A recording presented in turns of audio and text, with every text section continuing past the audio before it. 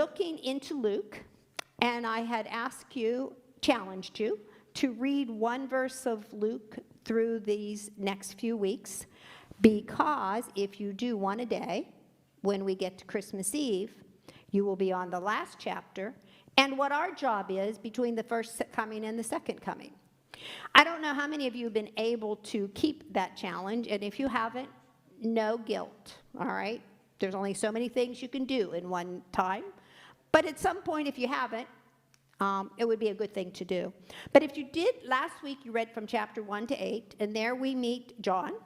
We see Jesus' birth and the story that most of us know, with the angels and the wise, all the good stuff is in Luke.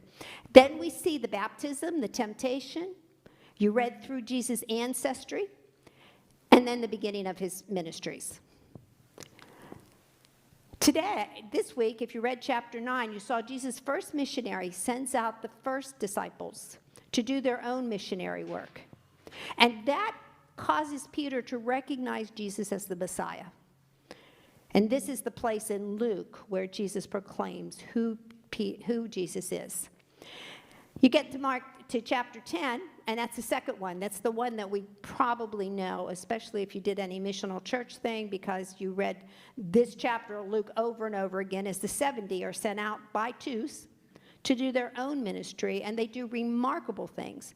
It's also in chapter 10 that we read the story that people who are not Christian, don't know anything about being Christian, know, and that is the story of the Good Samaritan. Chapter 11, we get the Lord's Prayer.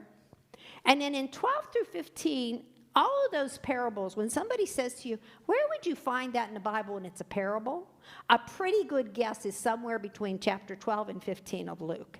It'll make you look really smart. Just say, I think it's there. And you will probably be right, because that's where all of those parables that we love are. But today, we're going to, sorry, I'm not sure what I did there.